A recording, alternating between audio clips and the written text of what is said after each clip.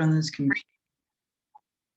Hey, hi everybody. I'm Monica Richardson, and I'm here today to talk about deprogramming from Alcoholics Anonymous or any other 12-step group. I have, let's say, 3 groups on Facebook. One is called Leaving AA. One is called Deprogramming from AA or any 12-step group. And there's Exposing AA. There's other ones, but I just wanted to mention those 3. In some of the groups, people are posting some of the most crazy stuff in regards to how controlling Alcoholics Anonymous sponsors and people have become. So if I can do this and still talk to you, I want to do this. I don't think you can see what I'm putting up here, but I don't think so. Right now, maybe I've gone away. Maybe, I don't know, maybe I could share. I don't think I can share it. But basically, how do I do it? Let's see, full screen. No, I don't want full screen. Let me take it down. I don't know if I'm even going to be able to use this. All right, so basically what the sponsor was telling the person that if they didn't do the steps, that he wasn't really sober. The guy has 105 days. Everything is improving. Everything is getting better. And you know, 105 days when you have a serious problem with alcohol, it's really a long time. It really is. And when you stop on your own, say the way I did when I was really young, it's sort of like, I'm done, I'm finished. It was like super easy. But for people who struggle, for them, it's not so easy. And so when they have 105 days, that's really a big deal, right? And so, I'm sorry, but I have to learn how to turn these things off. Anyway, deprogramming is pretty wild. Now, I recently spent time with somebody who was in AA and had a very, very different opinion about what it was like. And he went to meetings where people were like, they weren't really practicing sort of a cultish kind of alcoholics. It was not, for me, it wasn't AA, right? Like they would go and use like psilocybin after. They were like all on the same page about it. And I'm not making a judgment. I think the use of that is pretty fantastic when it comes to using it for alcohol use disorder, depression. And we're seeing this in studies at Johns Hopkins and in the Pacific Brain Institute in Santa Monica. Disclaimer, I'm not giving anybody advice. I'm not a doctor. I'm not a psychologist. I'm not a therapist about whether or not one should drink or not drink once they leave Alcoholics Anonymous. Now, most people don't come to YouTube and listen to me or someone else to figure that out, but it's one of the things that's talked about the least. And I'm going to do a video about that later. But I wanted to touch on it, that I'm going to do that video, and that if you are leaving and you need some help with the deprogramming, well, what is that? What does that look like? And this is meant to be a short video. I do want to do one where we have a group of people talking about it who've left. And, there is no, oh, you have to do it this way. And, don't drink for a year after you leave because then you'll be safe, whatever. No. I really think that people are so unique, right? And that is the one thing that AA tells you, that you're not unique, and you are, in fact. We are all so unique, and our brains are completely different. The way we look, right? The way we talk, the way we speak, these are completely unique, right? Our thumbprints.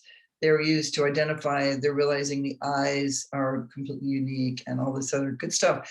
So the deprogramming, in my opinion, there are many people who come in, and I don't know why more men maybe than women, who just use Alcoholics Anonymous as a support system, and they find that that's helpful. Okay, so that was helpful for them.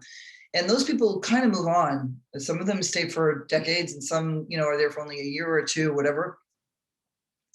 So, and in fact, this one guy said that he he waits till they do all the readings and all the crap in the beginning, and then he goes in for just the sharing, And then he quickly leaves and waits outside for even the prayer. So he's missing a lot of the brainwashing. Although people could mimic it, he could be at a meeting where people are just sharing and talking about like what's going on with them that week or whatever. And is that helpful? Could that be helpful? Yeah, I'm sure it could be, as long as you leave out all that other stuff, right? Because those other things make you brainwashed, or yeah, they do. It's kind of like part of the brainwashing.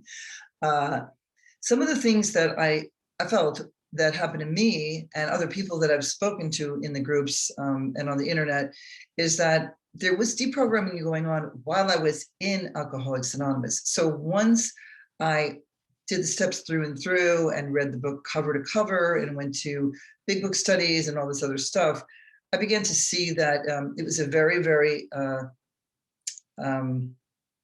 thinly kind of bullshit, I mean, like it was like, what is the word I'm looking for?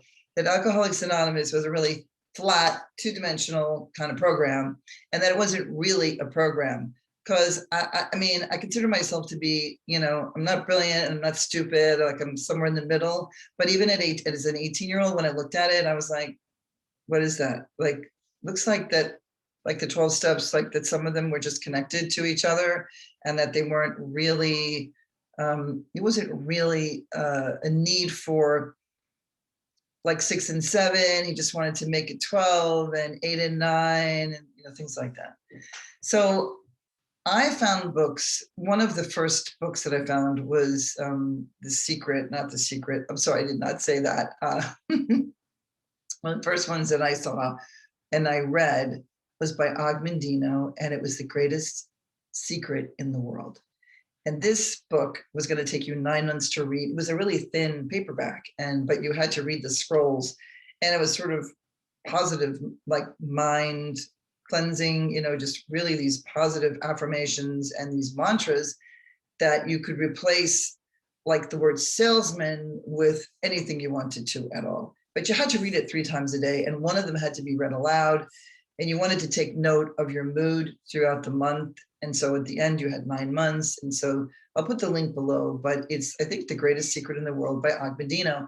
And this book was life-changing. I began to stop having, negative self-talk, and there was no real therapy around that anybody that I knew was getting in when did I read that? Maybe 1979. And for those of you who don't know my background, I went to AA when I was just turned 18, and I had already quit drinking on my own. So what the hell was I doing there? I was looking for community, and I did not believe that I was joining anything. So why did I feel so sucked in? How does that happen? Why did I feel like I had been compelled to be in this thing, that's called Alcoholics Anonymous?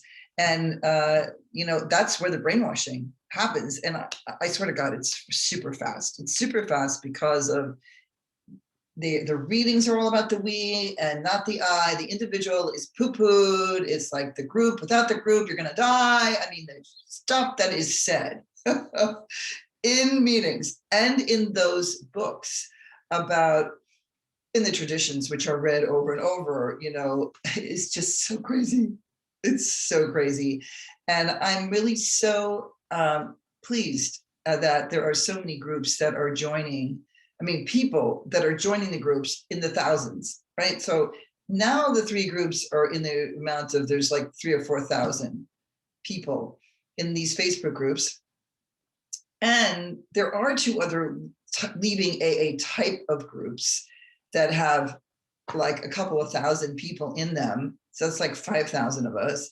And now there's a new group. This is kind of interesting. There's a Christian demographic that's leaving AA and that's coming into Facebook. And so as a result of that, there are people that are creating a new group.